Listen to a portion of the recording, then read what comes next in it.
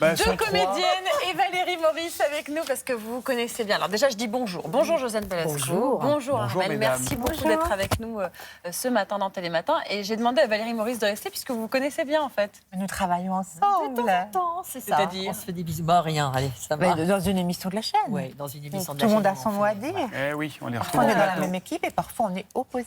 Avec Voilà. Damien Thévenot aussi, parfois. Exactement. Ah, évidemment. Bah, merci pour ce clin d'œil, en Voilà. tout cas. Merci Valérie. Vous pouvez y aller. Merci beaucoup.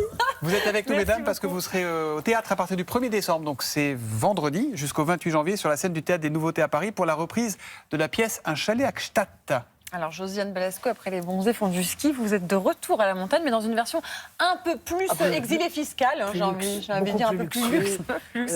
Que c'était à Val d'Isère qu'on a tourné Les Bronzés il y a quelques années déjà, qui est une très jolie station. Mais Gstaad, c'est la Mecque des stations de ski de luxe et des exilés fiscaux. Et alors, qu'est-ce que vous préférez dans l'idée ?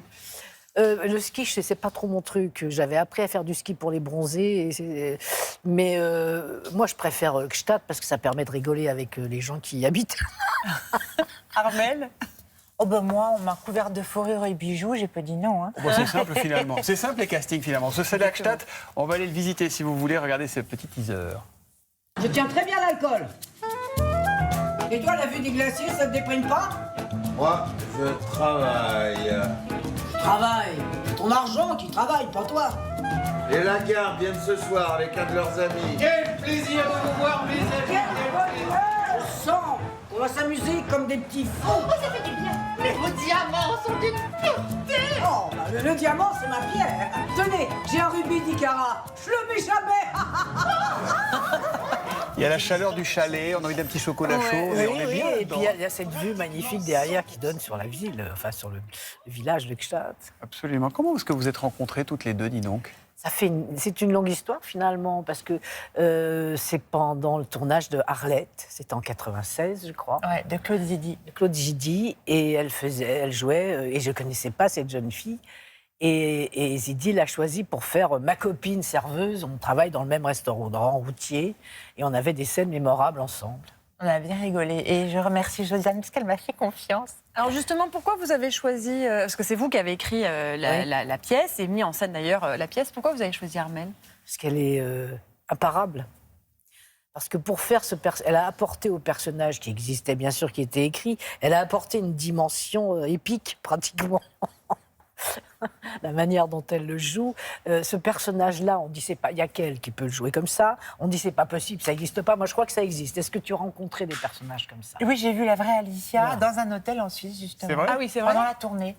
On était au petit déjeuner avec Justine, notre camarade. Elle me dit, ne te retourne pas. Donc évidemment, je me suis retournée. Mais il y a la vraie Alicia. Et elle était là. Et pourquoi très exubérante à parler Pas exubérante, mais exactement comme mon personnage. Et vous avez accepté tout de suite le rôle ? Ah oui, Josiane m'a envoyé la pièce, je l'ai lue et je l'ai rappelée 1 heure après. En Quand vrai, je lisais, j'entendais tout. Vous l'avez lu avant de rappeler Josiane, ou vous avez dit, tiens, c'est Josiane qui fait une proposition, je dis oui et je lirai après? Ah non, non, elle Non, il m'a faut appelé lire un avant. dimanche matin, j'ai lu, et quand je lisais, c'est comme de la musique, quand on lit la musique et qu'on l'entend.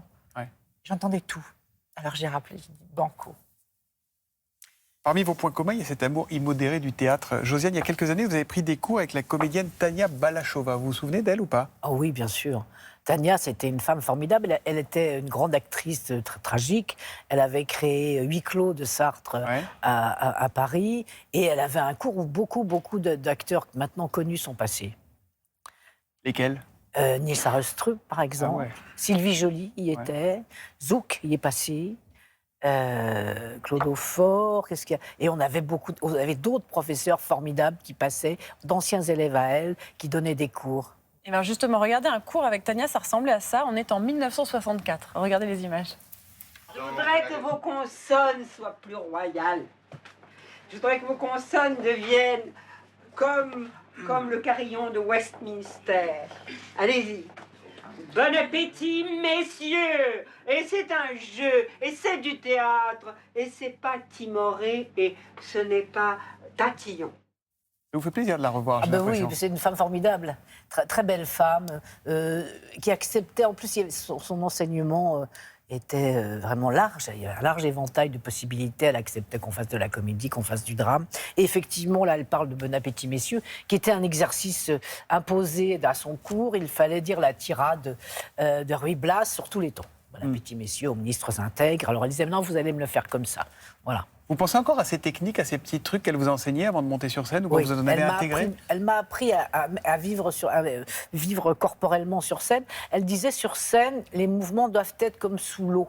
C'est-à-dire que amplifié et ralenti. On ne peut pas faire ça, on peut faire des petits mouvements, il fallait faire Ah ouais, c'est pas mal ça. Ah, c'est une bonne technique chez vous si vous prenez des cours de théâtre. Vous avez pris des cours aussi, Armelle, mais vous, c'était en cachette, c'est ça? Oui, au début, c'était un peu en cachette. Alors, parce racontez-nous. que j'étais censée préparer un diplôme qui ne m'intéressait plus trop, Un diplôme de quoi? de latin et de grec. Ah ouais. Et donc, je suis allée en cachette au cours Périmonie. Et puis, j'ai lâché le morceau à Noël à ma mère. Elle a été super. Elle a dit, bon, très bien, c'est ta vie, tu fais ce que tu veux, mais à 25 ans, moi, je ne finance plus rien. Et j'ai eu mon premier cachet à 25 ans, moins un mois. Ah ouais. Et ça fait 30 ans. Elle a été fière après, j'imagine. Je crois qu'elle est contente. Ah, elle est contente. Pourquoi vous appelez Armelle tout court? Josiane Balasco et vous, Armelle tout court? Mais parce que comme Josiane, je suis d'origine slave. Ouais. Et j'ai un nom slave polonais un peu compliqué. Et puis moi, j'aime beaucoup cette tradition des Miu Miu, Anémone, Arletty, Réjeanne. C'est une vraie tradition en France de faire carrière. Juste prénom, enfin, c'est un nom de scène. Carrette. Et alors, vous, Josiane, en préparant cette émission, on s'est renseigné et apparemment, vous n'étiez pas très fan de votre prénom quand vous étiez petite. C'était mon prénom, j'ai eu du mal. Parce que c'est mon frère, si vous voulez, quand mes parents, ma mère était enceinte de moi, elle avait d'autres soucis de travail, machin, sans penser forcément à un prénom. Donc mon frère, qui avait 17 ans de plus que moi, qui allait à la piscine, est revenu un jour en disant « Oh, j'ai vu une fille à la piscine.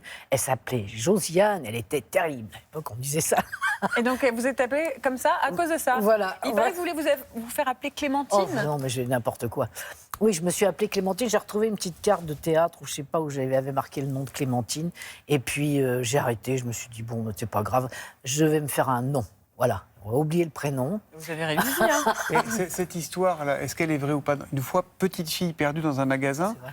Donc forcément, on passe une annonce, Oui, la c'est petite vrai, c'est Josiane, vrai. sauf que vous dites, je m'appelle Michel. Bah oui, la petite Michel, j'ai dit à comment tu t'appelles, je m'appelle Michel. Et donc, les parents ont entendu. On attend les parents de la petite Michel au centre d'accueil. Et c'était effectivement. Et donc, ils ne sont pas Bah sentis oui, concernés, vos parents? ils se sont dit, Ils c'est sont- pas nous, c'est pas la parce qu'il nôtre. avait perdu. Il m'avait emmené, comme tous les ans, voir les cadeaux, les jouets de Noël dans un grand magasin. Donc, c'est là où les enfants se perdent facilement.